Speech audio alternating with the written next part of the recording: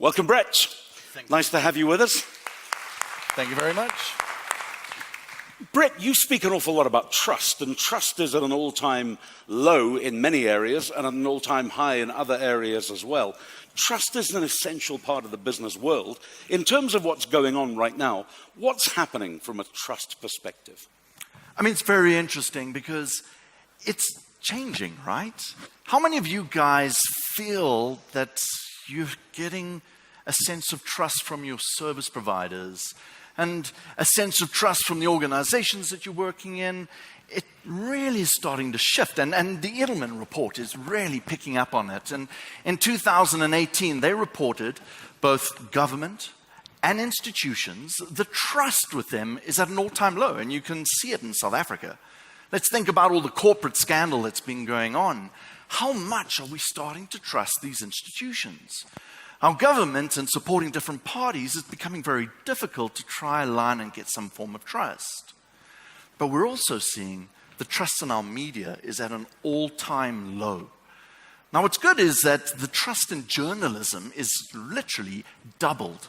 Now, it's not a trend that we're just seeing in South Africa. It's a trend that we're seeing everywhere on the planet. And I think it's really important for us to understand what's actually happening. It's no longer about digital disruption anymore. Yeah. It's about the disruption of trust. We distrust social media even. So we're distrusting the social media platforms. So why is that? I mean, if we think about trust, we have trust between each other, one-on-one. It takes time, but I trust you, Mike. I hope you trust me. Most certainly. You guys haven't yet trusted me because we haven't built a relationship. But the next form of trust is beyond one-on-one trust, and this is institutional trust. And we've gotten very good as brands building relationships at scale where we trust what we're going to get as a consumer. But now that's changing.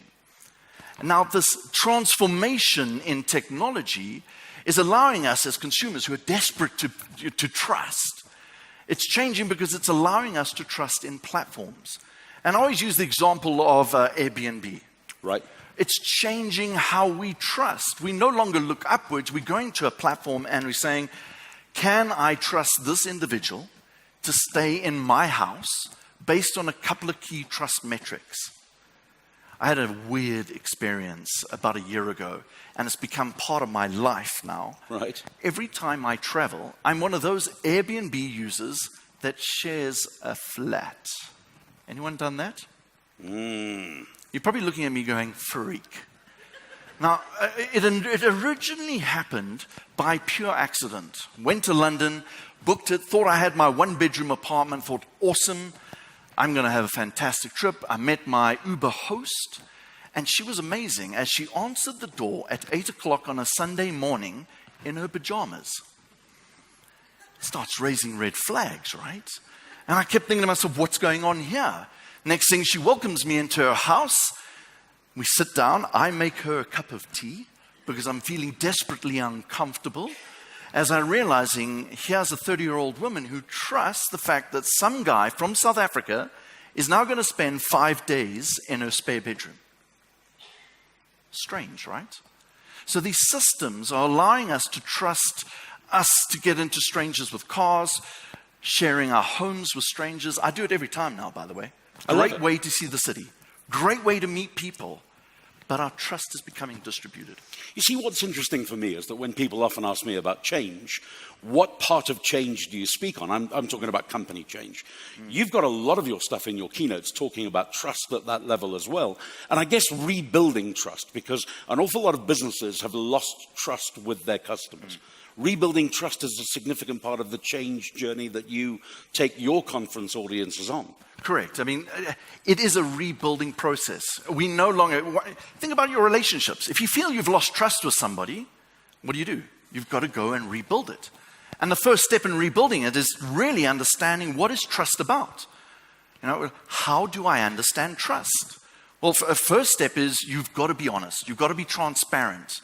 How do you start building a transparent relationship with your consumers, with your customers? How do you build integrity? How do you build that relationship at scale, right? You've got to understand what it takes. And integrity takes time. you've also got to be competent. And I think a lot of people, when it comes to trust, go, well, I'm going to build this trust. I'm going to put this message out there. I'm going to put the lipstick on my message. And you know what? I should be competent. But people know. They trust you if you deliver a great product. And then the final one is really transparency. I've spoken about transparency. Those are the building blocks of trust. And we've just spoken about... Although hopefully not in your host's pajamas. You didn't want transparent pajamas there. I've got news for you. I actually do my keynotes in my pajamas these days. Wow. It's all about trust, right? Why should people most book you in summary, Brett? So I've worked at a number of crazy businesses, and I love how it's all turned. The tide has turned on the organizations like Google and like Facebook. And in those organizations, we spent all our time thinking about one thing: trust. Because you're one click away. If your customer does not trust you, they're one click away from a Bing. And look at how these organizations of trust are now being disrupted. You get to a stage where you've got to continually focus on your customer, build empathy with your customer, solve their problems. And I think a lot of us, we get lost on our way. We do the same thing we do day in, day out. I've spoken to a number of businesses. When I ask them who their customers are, it's a very difficult conversation.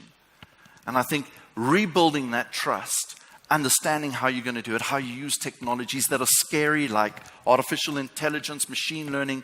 Guys, I do this for a living. I'm scared. It is scary. It's terrifying.